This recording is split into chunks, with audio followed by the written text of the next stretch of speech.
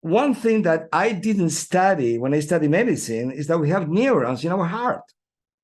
So our heart also is connected with the upper brain and is interacting in a very curious way. It seems like the heart, and I don't want to go to the romantic side, but maybe in the future we will talk about that. But it seems that the heart can be a reservoir of memory, and definitely, no doubt, is connected with our emotions. The examples I like to do is, medically talking, anyone that goes through any kind of heart intervention or heart attack or something that will mobilize or connect with the heart, the incidence of psychological issues is higher after. Psychological or mental issues. So there is a connection there. Doesn't happen with any other organ in our body. It reminds me of, that phrase of following your heart instead of your head.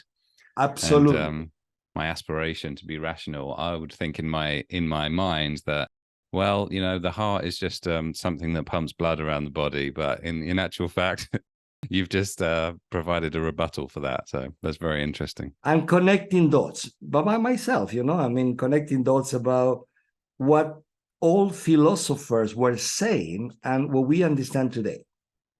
And I don't want to go deep on this rabbit hole. What I'm going to say is the first doctors, let's say, or the first philosophers, they thought that everything started in the heart. That was the heart, it was not the brain. And of course, science proved that this one is quite powerful. But maybe in the future, we will understand what they were saying 3,000 years ago or 2,000 years ago. So there is something else that still we are not able to understand. That's for sure, many things. And mainly, what is what kind of play our heart has in our whole behavior. And I don't believe in chance. I don't believe in things that happen just because. I think that is causes, effect, and more complex things. And even though we call the romantic things, people really can feel the pain in the body, in the area of the heart. There are many things. And okay, I didn't mention, but in many languages, we have saying that involves the heart as a reservoir of memory. Like, I know it by heart in English. I know it by heart. Well, what are you talking about? I know it by heart.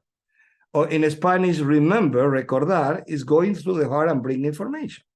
So there is something there that is a fantastic, opportunity to search and to look and to understand better. So I don't know why I'm asking this question, but I'd just like to get your thoughts on it.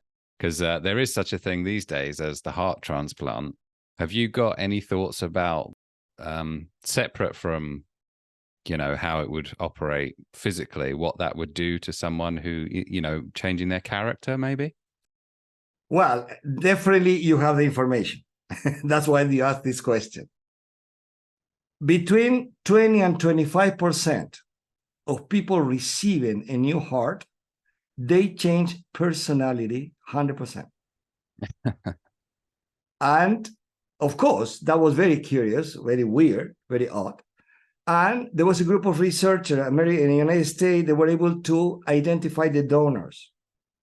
The new characteristics of the receptor were the characteristic of the donors. And that sounds very creepy. I take it, okay? I was going to say amazing. That's what I was going to say. I love it, Thomas.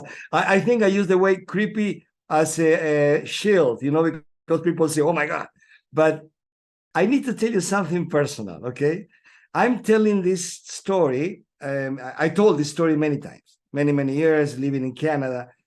In two, and of course, how many people I can reach? Not so many. 1,000 maybe.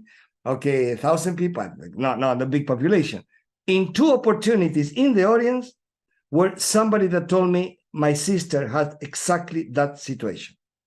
She went through cardiac transplantation, and now I cannot recognize her. She changed taste, the way sport activities. It's a different person. In two opportunities, one was the sister, the other one was the father.